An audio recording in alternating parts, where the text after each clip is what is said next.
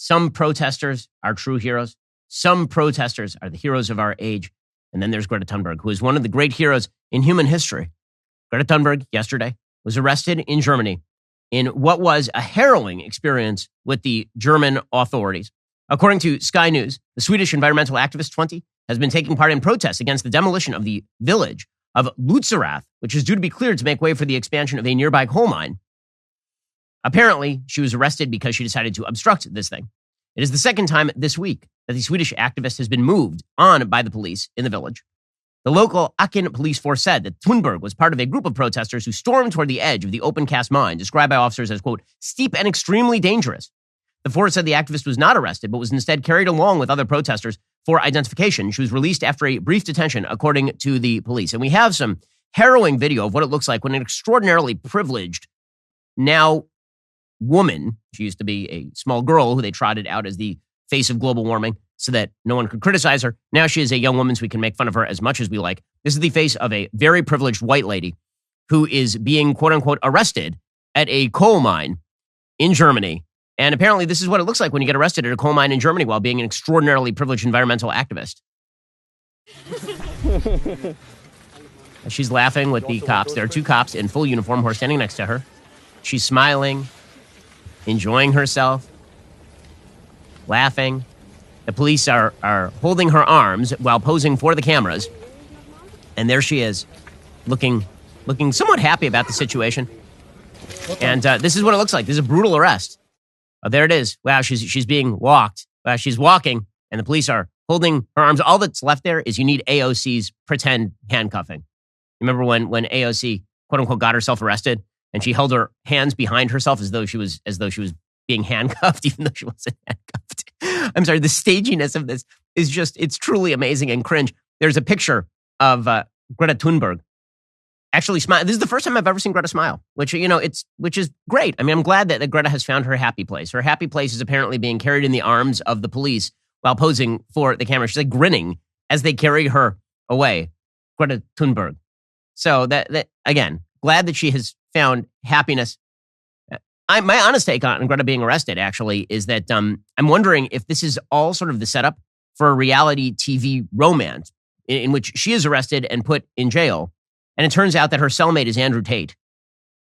And that you remember their weirdly tension-filled exchange on Twitter in which Andrew Tate tweeted at her pictures of his Bugattis, and she suggested that he had, quote unquote, small dick energy. I'm wondering if this is all the setup to the prison romance that is to follow between Greta Thunberg and Andrew Tate. The unlikeliest of romances.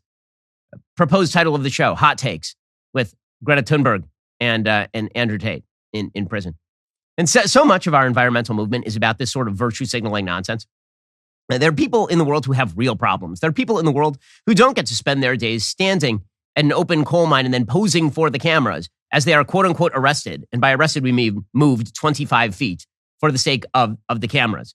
And yet we are supposed to believe that Greta Thunberg is a great environmentalist hero, that she is undergoing serious risk. And in order for you to be a true hero, in any sense of the word, you have to undergo serious risk. You have to be risking something. What exactly is it that Greta Thunberg risks? The answer, of course, is nothing. Greta Thunberg risks the possibility of being even more famous, of being even more lauded by the very society that she claims is evil and terrible and victimizing her. What a lovely job she has.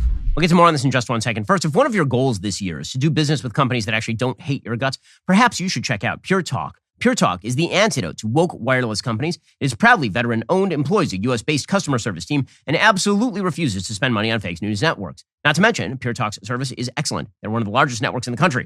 You can get blazing fast data, talk, and text for as low as $30 a month.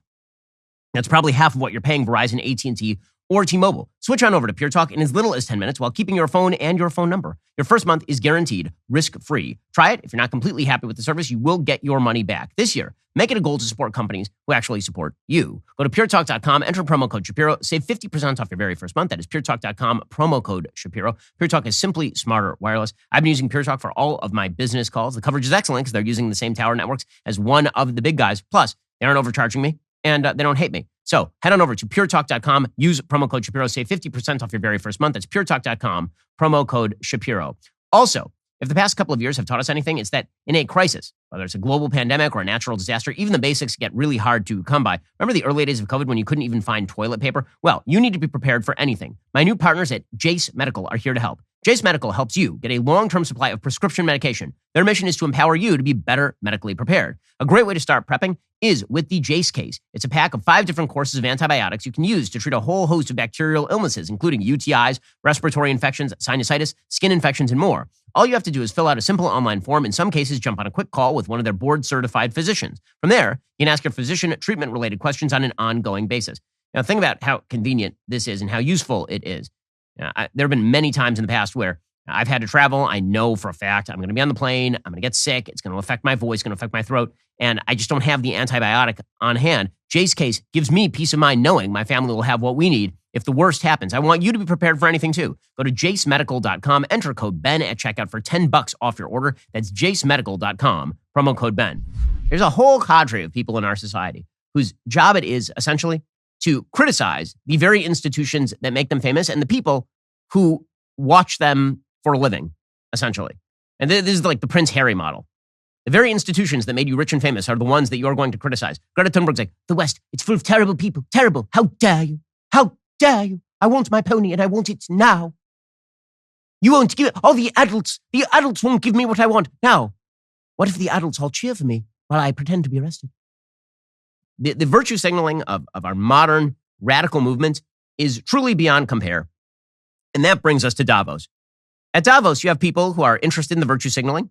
They're interested in taking their private jets to Davos, Switzerland, in order to talk with other very famous, powerful, and rich people about how they control the world and how much power they can wield on behalf of the world.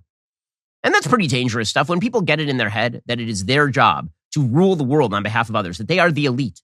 And the elite have the ability, because of their superior brain power, because of their superior celebrity, because of their superior wealth, to run everybody else's life. This is what takes you from being an elite to an elitist.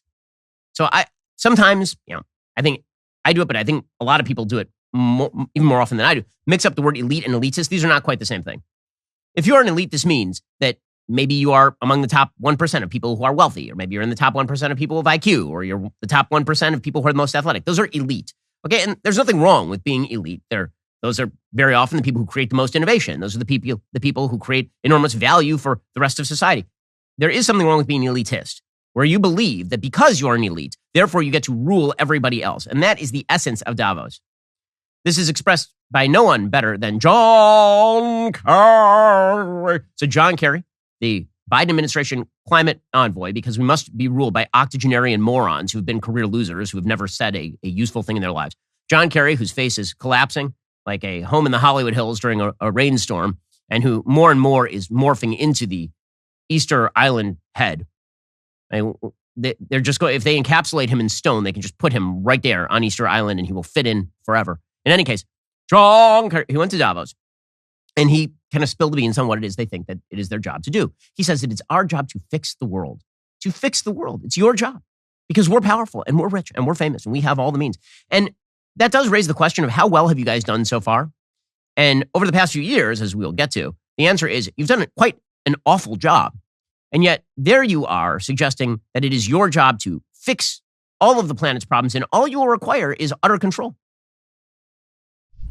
And when you stop and think about it, it's pretty extraordinary that we, select group of human beings, because of whatever touched us at some point in our lives, are able to sit in a room and come together and actually talk about saving the planet. I mean, it's so almost extraterrestrial to think about, quote, saving the planet. And if you said that to most people, they think you're just a crazy tree-hugging, lefty, liberal, do-gooder, whatever.